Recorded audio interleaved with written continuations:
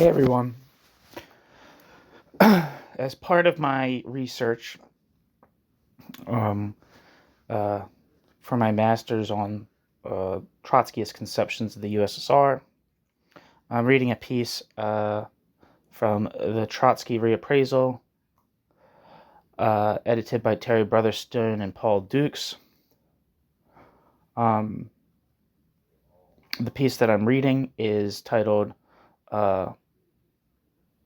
Trotsky and the Struggle for, quote, Lenin's Heritage by Michal Reiman.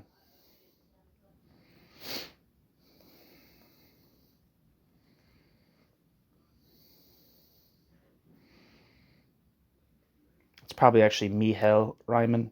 Michal Reiman worked at the Institute of Political Science in Prague until the crushing of the, quote, Prague Spring in 1968, and is now professor of political science at the Free University of Berlin.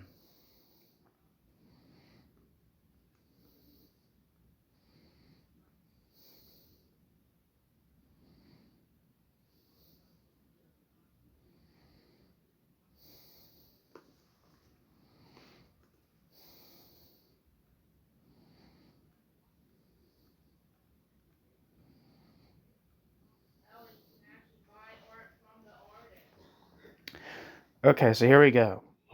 Trotsky and the Struggle for Lenin's Heritage by Michal Reiman. Western historiography in recent years has devoted much attention to the issue of why Trotsky was unsuccessful in the struggle for supremacy in the Bolshevik Party during the period of Lenin's illness and subsequent withdrawal from political life. Most of the authors who have discussed the topic have come to the conclusion that Trotsky was insufficiently active. Indeed, this is not contradicted by Trotsky's own statements. Trotsky spoke of his own passivity, giving several different reasons for it, including Trotsky's own illness, which did not allow Trotsky to take a full part in political and governmental activity, and his unwillingness to appear as a pretender to the seat vacated by the ailing Lenin.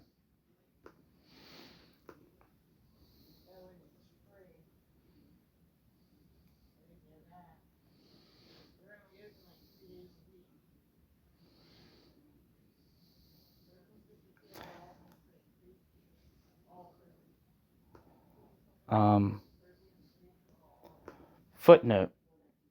See, for example, Isaac Deutscher's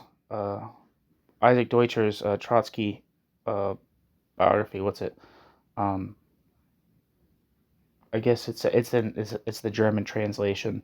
It says Volume 2, so I'm assuming that is the equivalent of The Prophet Unarmed, but I can't be certain. And then the next citation says, see Trotsky's Stalin. End footnote.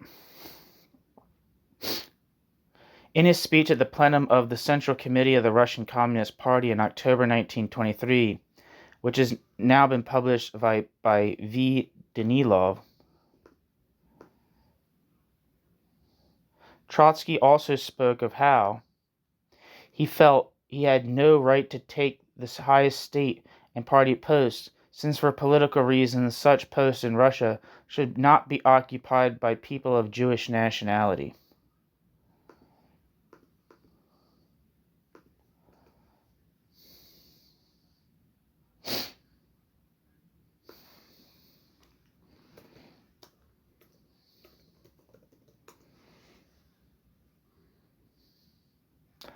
Yeah, I'm not saying anything for this Danilov, although it does seem to say that it's a Victor Danilov. Anyway, back to the text. Trotsky had informed Lenin of his arguments several times, and Lenin had eventually taken account of them. It is not my aim to cast doubts on these or other personal motives for Trotsky's passivity. They undoubtedly played some role in events. However, the fundamental reason was the position which Trotsky occupied in the leadership of the Bolshevik Party. I have already discussed, on several occasions, the issue of Trotsky's position in the Bolshevik Party in the early 1920s.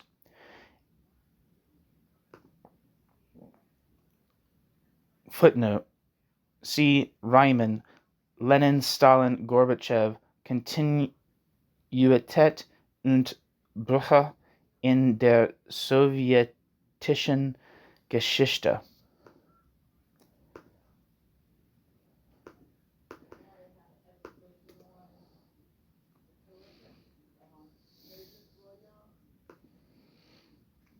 Seeing if there's a description for this book.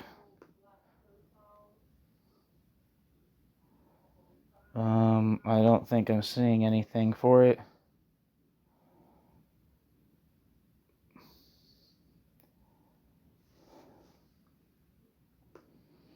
Yeah, it's an old book, and it's in German, so I'm not seeing anything for it. Anyway, end footnote.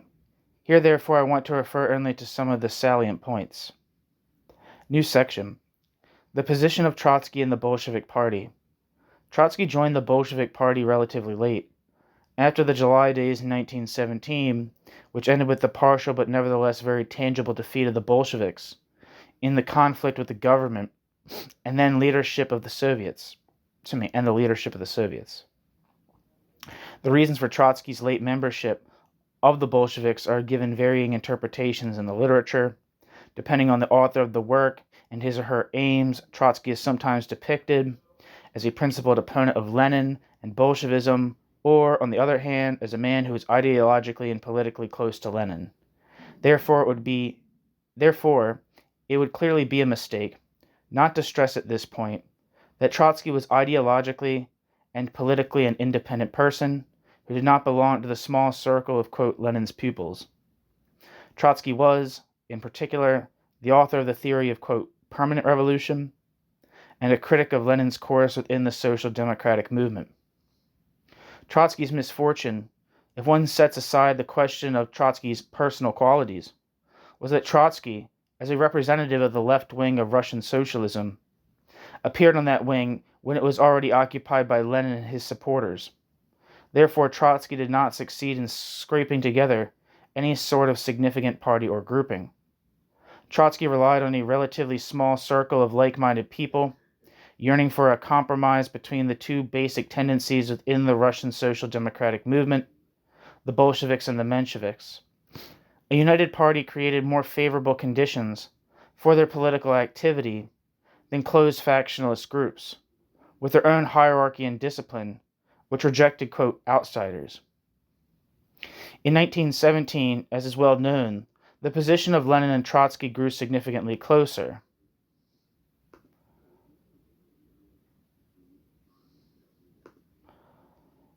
They were both directing themselves toward the socialist revolution. The Bolshevik Party gave Trotsky the opportunity not only to have a great influence on events, but also to work towards actually seizing power, which would have been difficult for him and his political friends to achieve outside that party. For the Bolsheviks, the arrival in the party of Trotsky and Trotsky's supporters undoubtedly strengthened the general balance of leadership forces and was a factor in the further growth of its political power. Nevertheless, Trotsky's joining the Bolsheviks did not much alter the situation on the left wing of Russian socialism. Even within the Bolshevik Party, Trotsky retained his political individuality. Therefore, unlike Lenin, Trotsky could not rely on the party, its organs and apparatus to support his activities. His strength as a politician lay in his work in the Soviets and in the role of tribune of the people, able to affect the thoughts and emotions of large groups of the capital's population. This left a clear imprint on the tactical differences between Lenin and Trotsky in October 1917. In October 1917, Trotsky's role was exceptionally important. The Bolshevik victory in the October Revolution would have been just as unthinkable and unrealizable without Trotsky as it would have been unthinkable and unrealizable without Lenin. Trotsky's popularity and his influence in Bolshevik circles grew significantly.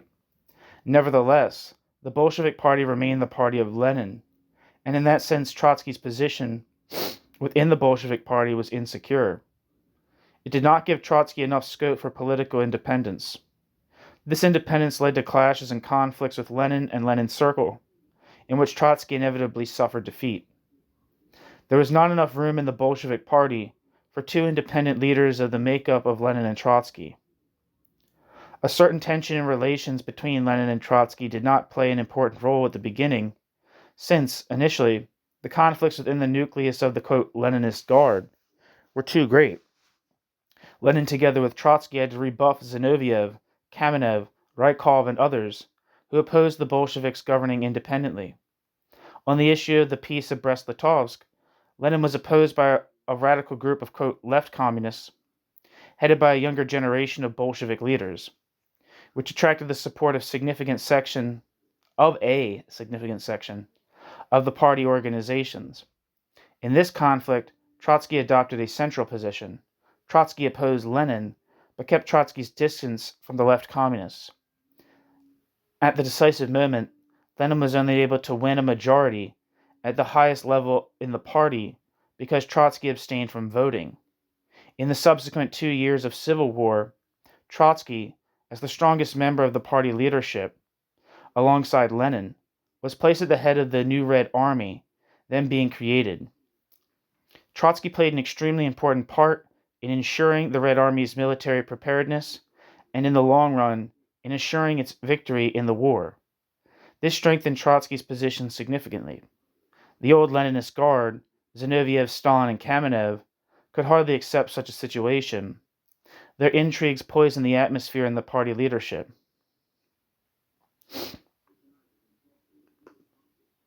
Footnote: disagreements on military questions have been quite well researched. Stalin played a leading role in them. The tension in relations between Trotsky and Zinoviev broke through to the surface at the time of Yudenich's attack on Petrograd in the autumn of 1919.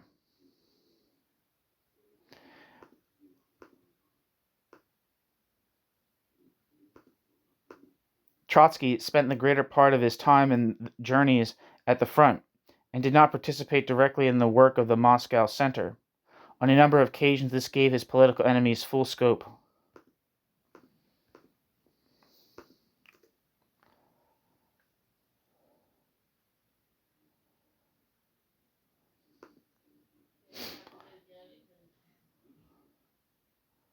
Wikipedia says, the Battle of Petrograd was a campaign by the White Movement to take the city of Petrograd, at various times called St. Petersburg, Petrograd, and Leningrad, now St. Petersburg. The city held significant value, notably as it was the same city that the October Revolution took place in. The battle was also at a crucial point in the Civil War, as the Whites had also been getting closer to Moscow, and the Russian state was at its peak.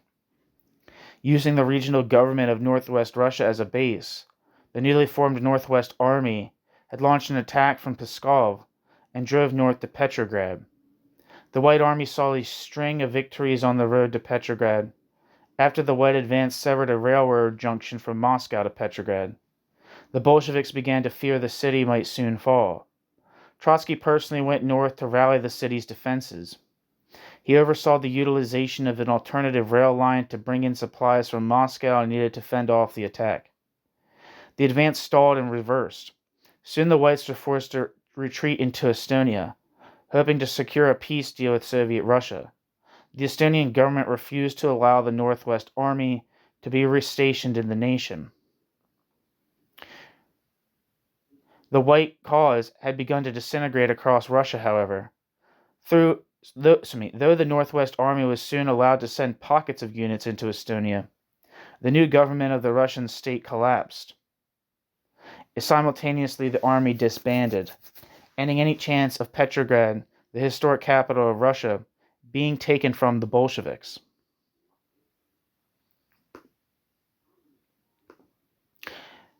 Back to the text and footnote.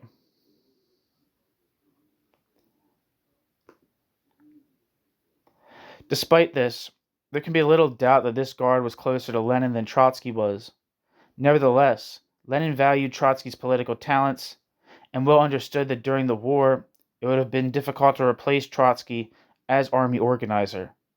Lenin's relationship with Trotsky continued to be one of cooperation, which paralyzed the intrigues.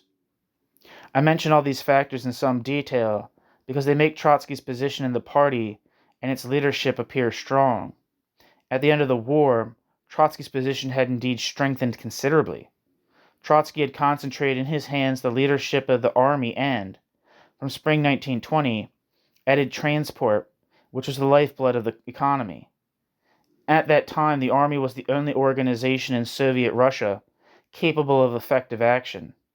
In it, as in transport, were concentrated the most able and authoritative party workers. Furthermore, Trotsky exercised a strong ideological and political influence over the leading activists in the party, including the Central Party Secretariat, which headed the party apparatus then coming into existence. In conflicts, he could rely on considerable support. This potential created a strong link between Lenin and his guard. Therefore, a clash was inevitable sooner or later.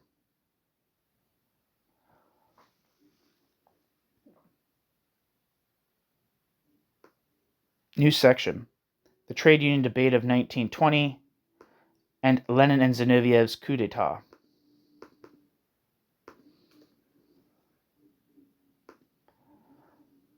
And Wikipedia says the trade union debate was a political discussion that took place between late 1920 and the spring of 1921 within the Communist Party of the Soviet Union concerning the role and function of trade unions in Soviet Russia.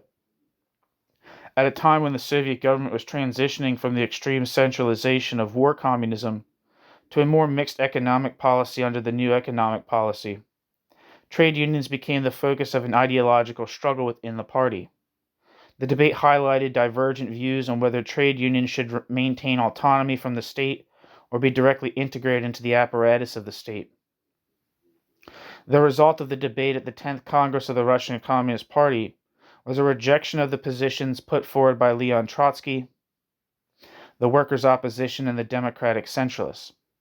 The Congress passed the resolution on the role and the tasks of the trade unions, which affirmed Vladimir Lenin's definition of trade unions as educational organizations or, quote, schools of communism, which take an intermediate position between the whole proletariat and the proletariat's vanguard, which occupies managerial positions in the Soviets and party, thus making the trade unions a, quote, reservoir of the state power.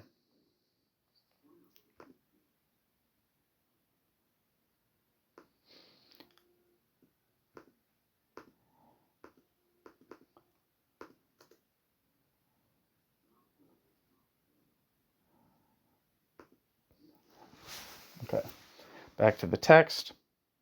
The denouement came at the end of 1920. At the heart of the conflict, now coming to a head, lay the consequences of the policy of, quote, war communism and the overall militarization of economic and social life. The end of the war brought no weakening in this policy. Rather, this policy became deeper and more severe, with the aim of ensuring the transition to post-war economic reconstruction. Post-war economic construction. A new wave of nationalization and trade victimization swept over the land. Trade victimization, weird word. In the villages, quote, requisitioned, produce was harshly confiscated. Measures to regiment peasant production were expected. Throughout the country, dissatisfaction with the existing socio-political system grew. With the end of the war, military measures had lost their authority. Dissatisfaction also penetrated the ruling party, merging with opposition from some of the active workers to bureaucratism and command methods, to the privileges and corruption in the top party echelons. This refers in particular to the so-called workers' opposition of Shliapnikov, Medvedev, Kollontai, and others. I have some works from Shliapnikov on this channel, and from the workers' opposition generally. I don't have Kollontai's the workers' opposition, though, which is like the big piece that people refer to often.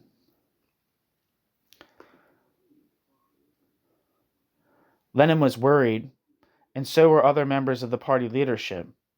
At the end of September 1920, the Bolshevik Party Conference adopted a wide-ranging resolution aimed at democratizing party life, proposed by Preobrazhensky, then one of the Central Committee secretaries. This resolution allowed more opportunities for criticism, but at the same time resolved none of the urgent matters. The root of the problem lay in the system of war communism as a whole, but the Bolshevik leadership was blind to this. Increasingly, Trotsky was at the center of the criticism. As People's Commissar for Military Affairs and for Communications, Trotsky embodied the policy of militarization, which was supported and defended by the party leadership as a whole.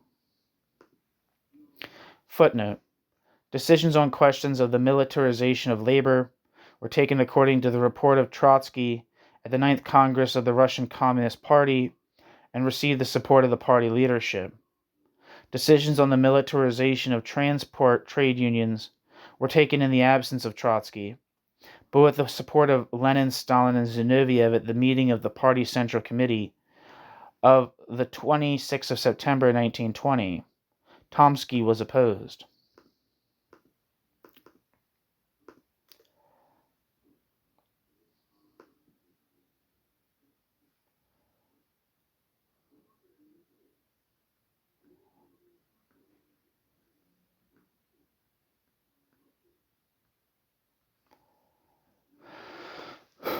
End footnote.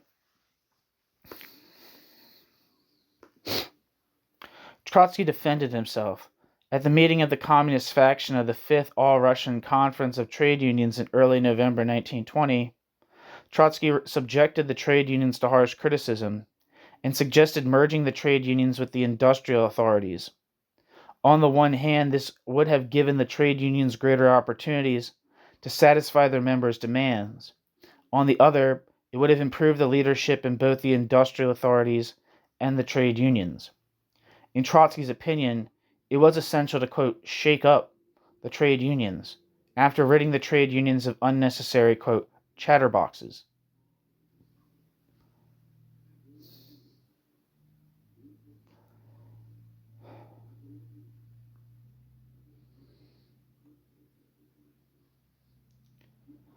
Trotsky defended militarization, which had been criticized by part of the trade union leadership, and opposed militarization's replacement by civilian methods. Immediately after the meeting, Trotsky informed Lenin. Lenin was greatly alarmed. He was not at all attracted by the prospect of conflict in the trade unions, as it might open the door to the organized expression of dissatisfaction.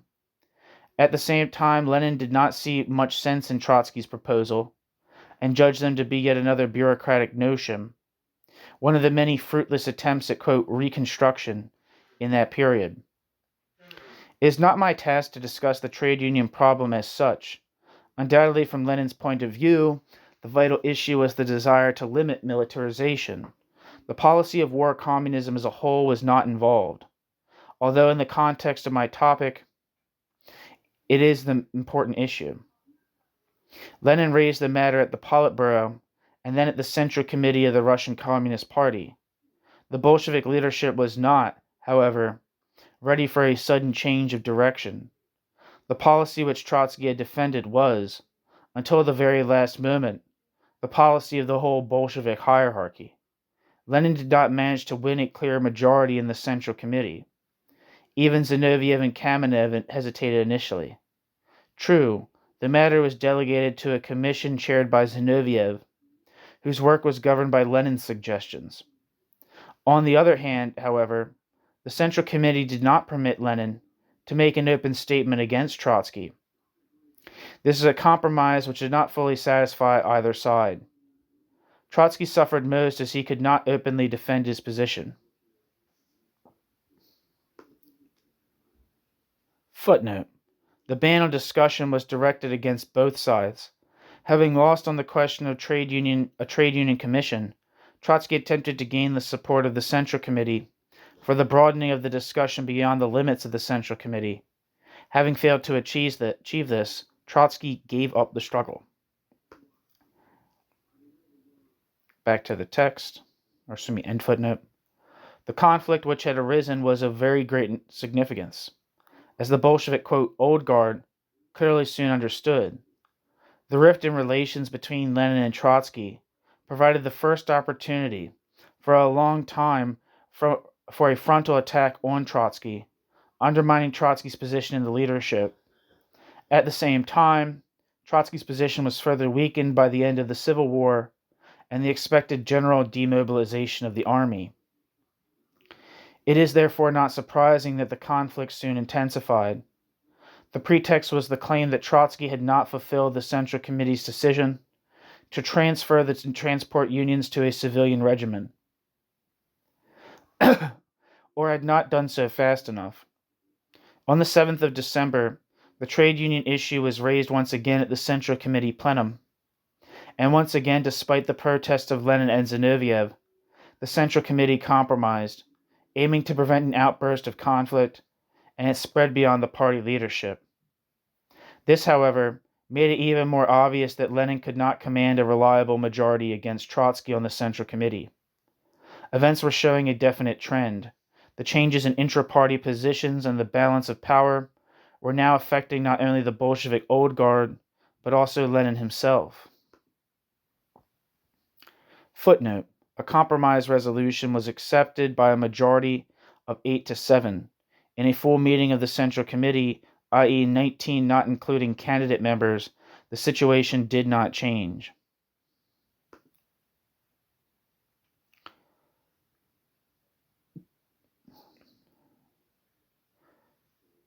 End footnote. This, incidentally, is reasonably clear from some of Zinoviev's statements. Zinoviev, for instance, is reported to have stated that Trotsky's supporters had seized power in the party and that the, quote, Leninists had been, quote, driven, quote, underground. Zinoviev. At this same Central Committee meeting, Lenin, with Zinoviev's assistance, pushed through the decision to call a party congress immediately. However, this meant that the trade union problem, despite its apparent urgency, was pushed into the background. The issue was not how to deal with the trade unions, but the party and fundamental changes in its leadership. Events unfolded very rapidly. Only a few days after the Central Committee meetings, Zinoviev, speaking for himself and for Lenin, called on Trotsky to publish his theses on the trade union issue. The discussion, he said, was already, quote, leaking out at every point, end quote. Zinoviev later made no attempt to conceal this.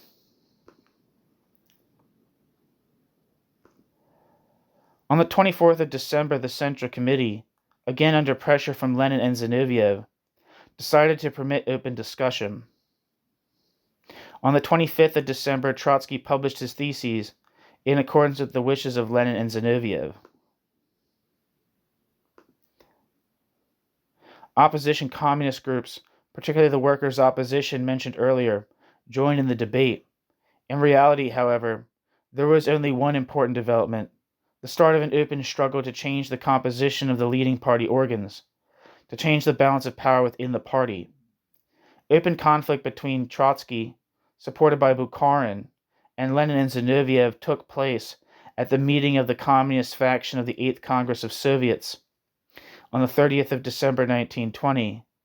Both sides set out their views on the trade union problem.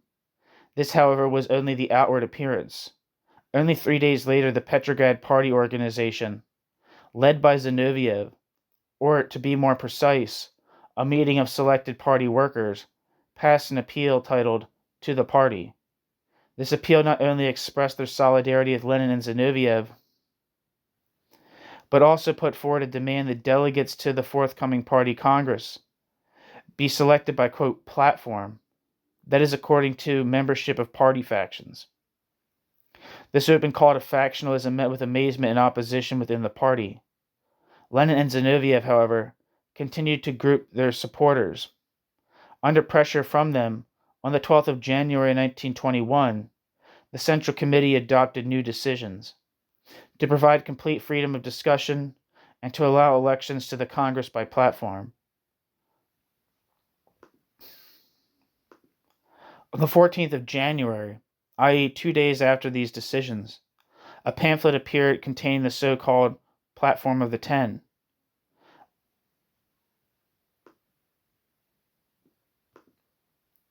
The 10 being Lenin, Stalin, Zinoviev, Trotsky, Rudzutak, Kalinin, Kamenev, Petrovsky, Artem, and Lazovsky.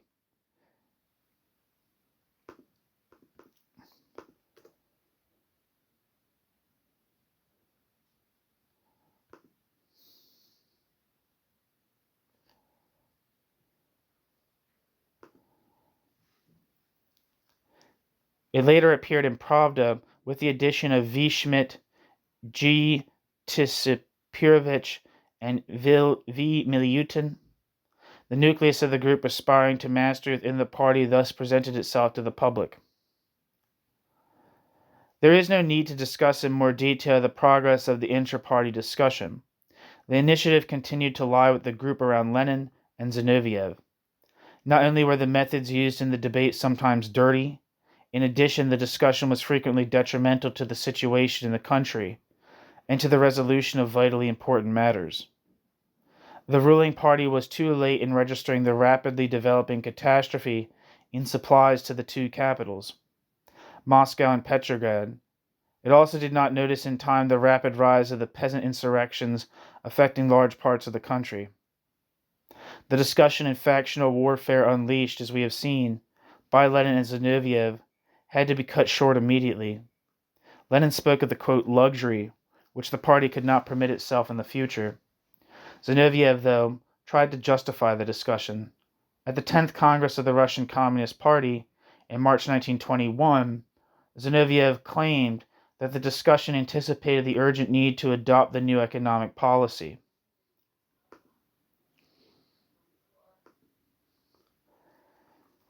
In reality, however, it was not only Trotsky's proposals for the trade unions which were firmly rooted in war communism, so were those of Lenin and Zinoviev. The discussion as a whole distracted attention from the basic problems of the socio-economic conception of the period of war communism. Lenin considered the discussion a mistake, as mentioned earlier. This, of course, applied to the methods rather than the goal, to change the composition of the party leadership. At the 10th Party Congress, Trotsky called on the delegates not to deepen the wounds caused to the party by the trade union discussion, saying that positive decisions on the trade union movement were not worth that, as they would not last until the next party Congress. Trotsky was absolutely right about that. Such appeals, however, could not succeed. The grouping around Lenin and Zinoviev had achieved their main goal, to gain an overwhelming majority in the decisive party institutions, and of course had no desire to relinquish the fruits of their costly victory. In addition, they used the negative consequences of the discussion to achieve the ban on factions. Formally, the ban was not aimed at Trotsky and his backers, who supported the ban at that time, but at the workers' opposition and other groups expressing popular dissatisfaction with the party's policies. However, as future development showed, the ban had the greatest effect on opposition within the ruling organs of the party, that is, on Trotsky. The losers were deprived of all opportunities to get a review of the decisions at the 10th Party Congress, or make changes in the composition of the party leadership by legal means. What happened at the 10th Party Congress was the equivalent of a coup d'etat.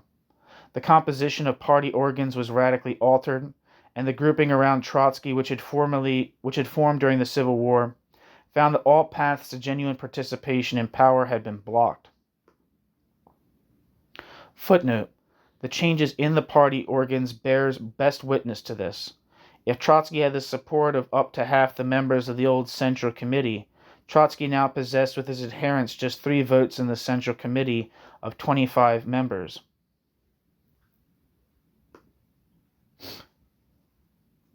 End footnote.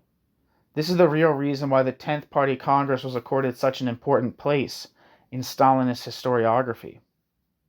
In the past, the revolution carried out at the 10th Party Congress was often justified by the argument, on the one hand, that Trotsky was the embodiment of war communism, or on the other that Trotsky was the source of the Bonapartist tendency. There can scarcely be any doubt about the part which Trotsky played in carrying out the policy of war communism. However, it must not be exaggerated. Trotsky did not oppose the adoption of the new economic policy, and right up to 1925, Trotsky's views on many aspects of the new economic policy were very broad. As to the charge of Bonapartism, the clash with Trotsky took place at a time when the army was being demobilized and had greatly reduced in size. Trotsky himself, well aware of the experience of the French Revolution, to which the Bolsheviks constantly referred at that time, not only did not aspire to the role of a Russian Bonaparte, but was afraid of such a role, particularly taking into account its subsequent costs. The coup d'etat at the 10th Party Congress, in the form and on the scale achieved by Lenin and Zinoviev, can hardly be reckoned as a positive factor in Soviet history. The events of that time also provide an answer to the question of why Trotsky did not engage in any serious struggle for, quote, Lenin's inheritance at a later stage. Trotsky had already lost the material resources for such a struggle at the 10th Party Congress.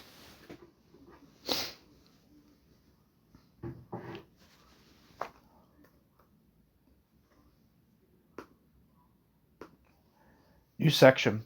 On the question of the Lenin-Trotsky bloc in 1922.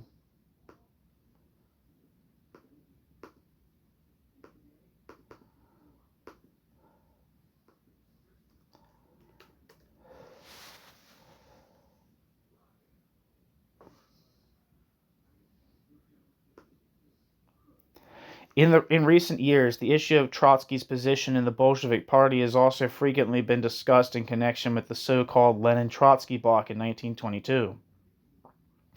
This topic, too, is very wide-ranging. Therefore, I want to discuss only some aspects of it. Above all, the issue of the intra-party struggle in 1922 to 23 cannot be viewed in isolation from the results of the 10th Party Congress. This struggle proceeded when the group which had formed around Lenin and Zinoviev at the 10th Congress was fully in power within the Russian Communist Party. Its starting point was not the actions of Trotsky and his supporters, but the situation within the ruling group itself. Since the autumn of 1921, Lenin's continued illness had been a significant factor in the situation in the Russian Communist Party and in the country, as it prevented Lenin from systematically engaging in regular work. Everyday leadership passed into the hands of the nucleus of the Leninist faction, that is, Zinoviev, Stalin, and Kamenev. Thus the famous, quote, Troika did not come into existence after Lenin's second stroke at the end of the end of 1922 and the beginning of 1923, but rather a year earlier, in response to the new situation of the Russian Communist Party leadership resulting from Lenin's illness.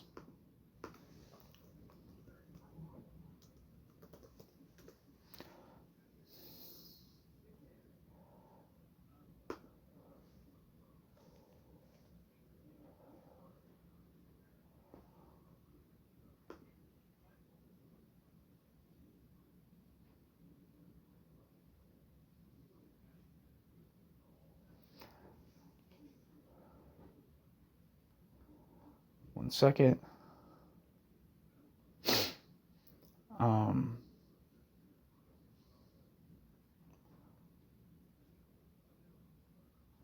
Shit, where am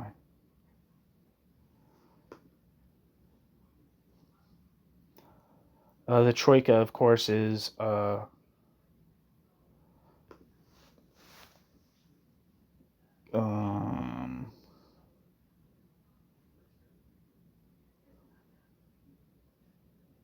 sorry, I want to read. Sorry, trying to look it up in the Wikipedia. There's a series of troikas in the you also saw, but the troika being referred to is that of Stalin, Zinoviev, and I believe Kamenev.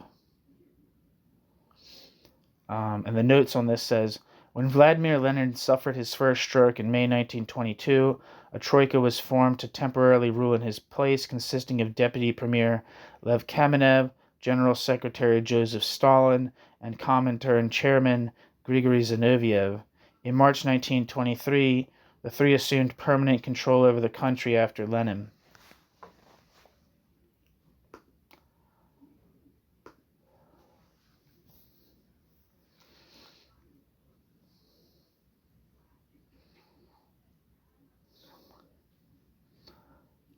Back to the text.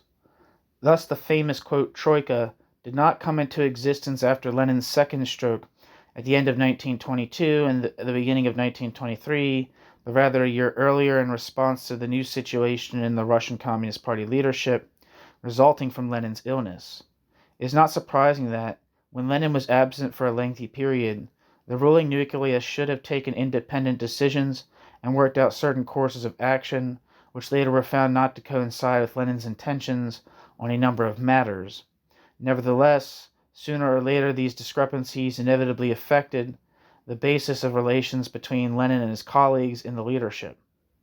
This became completely obvious in the autumn of 1922, when Lenin made his final attempt to resume his duties.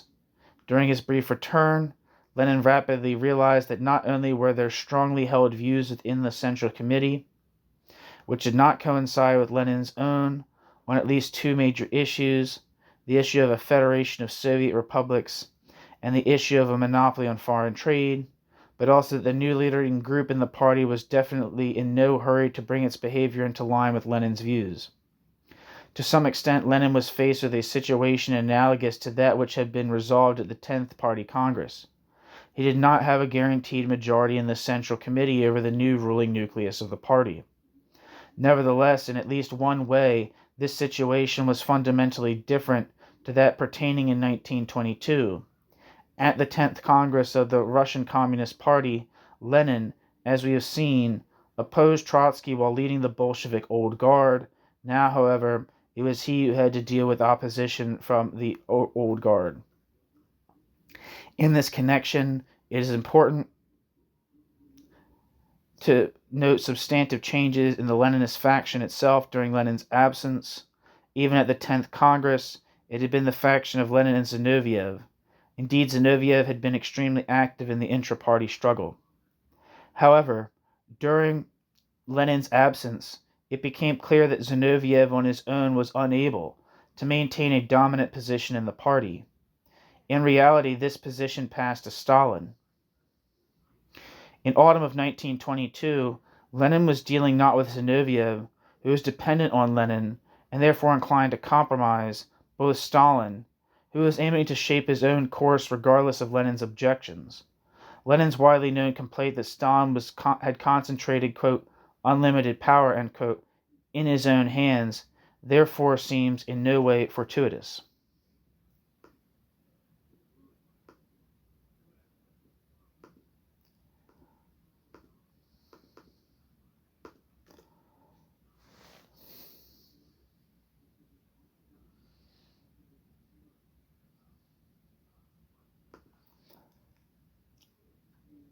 Footnote. I think there's a footnote that I missed. The changes in the party organs bear best witness to this. If Trotsky had the support of up to half the members of the old Central Committee, Trotsky now possessed with his adherents just 3 votes in the Central Committee of 25 members. I don't know if I said that already or not, but anyway, end footnote. Lenin, however, was an experienced enough politician to know that the new situation could not be corrected by compromises and deals on individual issues. From Lenin's point of view, a new realignment of forces within the leadership was essential. In the end, this had to mean conflict with Stalin. Such a conflict was not, however, easy for Lenin. Lenin was isolated within Lenin's own faction. Zinoviev and Kamenev were cooperating with Stalin. They were, of course, still dependent on Lenin, but at the same time Zinoviev and Kamenev could not but recognize that Lenin had returned for only a brief period, and that Zinoviev and Kamenev did not want to split with Stalin. Contrary to the stories spread in recent years, Lenin also was not close to Bukharin politically. Bukharin was one of the strongest advocates of concessions on the issues of the foreign trade monopoly. Yet the struggle against such concessions had been, in reality, the last part of Lenin's political activity before he suffered his second stroke. Therefore, at this point, Lenin was hardly likely to change his opinion that, quote, Bukharin is devilishly inconsistent in his policies, end quote.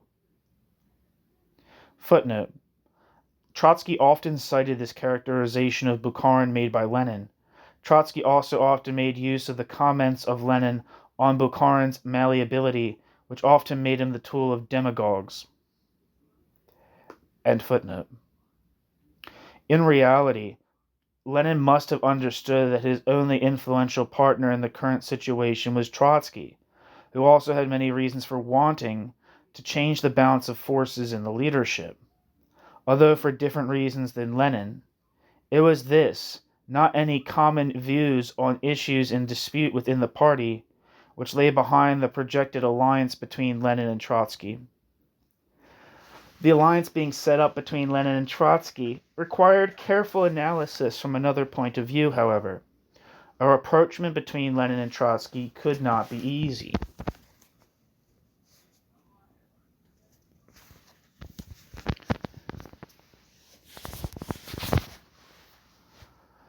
In December 1922, they reached agreement on a joint statement on the issue of the foreign trade monopoly.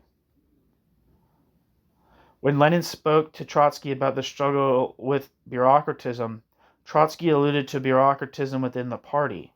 Lenin understood that Trotsky was referring to the party's secretariat, that is, to Stalin, and therefore was not against accepting an alliance. This, in any case, is Trotsky's version of events. Nevertheless, the alliance between Lenin and Trotsky was never more than a plan. Immediately after his projected agreement with Trotsky, Lenin suffered his second stroke. It must have been clear to him that he would scarcely be able to resume leadership of the party. For Lenin, the aims of the intra-party struggle therefore changed. At the same time, he had no clear idea of how the leadership should be organized in such conditions. Lenin's proposals, expressed in his testament, reflect his state of mind. Lenin describes the 6 leading party politicians, stressing their weak points, but does not put forward any solution for the leadership problem. This aspect of Lenin's testament was exacerbated by his additional proposal to remove Stalin from the post of General Secretary. Yet Lenin did not, of course, make any concrete proposals for the new occupant of the post. In his testament, Lenin describes Stalin and Trotsky as the 2 most outstanding members of the Central Committee. Stressing the conflicts in their political and personal relationship with each other, Lenin foresaw the danger of a party split and advocated broadening the Central Committee by including more workers, thus turning it into a sort of permanent party conference. This, in Lenin's opinion, would prevent a split. All this creates the impression of a certain parity between Stalin and Trotsky in the Central Committee. In reality, however, there is no such parity. In the Central Party institutions, the balance of forces was firmly on the side of the Troika, and thus of Stalin. The proposals to enlarge the Central Committee not only failed to offer any advance in the sense of preventing a split, but actually played into Stalin's hands. The expanded Central Committee could not be an effective working organization. Inevitably, therefore, there was a growth in the role of more restricted party bodies, in which Stalin could more easily defend himself not only against Trotsky, but also against other members of the ruling collective. In reality, Lenin's proposals provided no solution to the situation which had developed. While planning an attack on Stalin, Lenin provided no real support to Trotsky. Stalin and Zinoviev were well aware of this when, beginning in January 1923, Stalin and Zinoviev made a number of attacks on Trotsky and depicted Trotsky as a dissenter and opponent of Lenin's proposals. Trotsky was driven into a defensive position from which Trotsky could extricate himself only with Lenin's active support. However, such support was not forthcoming, and not only as a result of Lenin's illness. This was typical of Lenin. In March 1923, Lenin requested Trotsky's support for his position on the nationalities question. For this reason, Lenin sent Trotsky his notes on the nationalities issue, which were, of course, sharply critical of Stalin. He did not, however, give Trotsky the right to publish these notes. At the same time, Lenin, after some hesitation, made Kamenev aware of his position. although he could not but realize that Kamenev would inform Stalin, who would be given the opportunity to take, quote, his own measures, end quote. I have dwelt on these aspects of the matter in some detail because they give an accurate impression of Trotsky's real potential in 1923, not only in the struggle for the leadership of the party, but also in carrying out any of Lenin's requests to defend their joint positions within the Central Committee. Such a course of action would have brought Trotsky into open conflict with the Troika. In the spring of 1923, however, the time was not yet ripe for such a conflict, and it was a long time before it was clear what resources Lenin could contribute to the struggle. Lenin's third stroke occurred a few weeks before the opening of the 12th Party Congress. Therefore, Trotsky delayed his open attack on the Troika until later, in autumn 1923, when there was no other course open to him. Given the current balance of forces, he was inevitably defeated. Whatever his personal aims and intentions, Trotsky never had any real chance of leading the Russian Communist Party or the Soviet government. This also applies to the period of the trade union dispute outlined here. New section. Some words in conclusion. Nowadays, any discussion of the role of Trotsky in the Soviet leadership requires a reconsideration of the various viewpoints formed in the past. These viewpoints were formulated on the basis of research on the Soviet past, which had been greatly deformed by political and ideological considerations. Trotsky's role in the history of Russia and the USSR can, of course, be criticized. Such criticism must not, however, be governed by the extent to which Trotsky's views and policies diverge from those of Lenin or the party, just as it must not proceed from the assumption that in conflicts between Lenin and Trotsky, all right and truth lay on one side, and all evil and falsehood on the other. Bolshevik policies, including Trotsky's policies, can be criticized as a whole. At the time, the criteria for such criticism were not only advanced by the enemies of the Bolsheviks. They can also be found in one of Trotsky's most perspicacious works of the post-revolutionary period, a series of articles in Pravda entitled Towards Capitalism or Towards Socialism, published in 1925. Trotsky states here that if capitalism recovered capitalism's equilibrium and started to develop rapidly, then this would mean that the Bolsheviks had incorrectly assessed the basic premises of their policy. The capitalist epoch had not come to an end, and the Bolsheviks could not realize the goals they had set themselves in the October Revolution.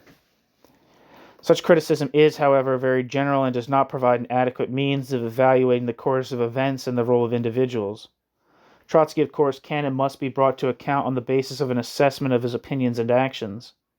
In this sense, Trotsky's policy during the period of war communism, which has been discussed here, has scarcely been justified by history.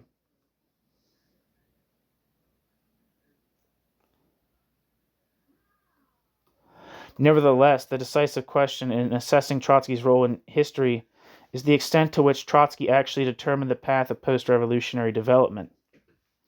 In this context, great significance should be attached to the question of Trotsky's place in the Bolshevik leadership.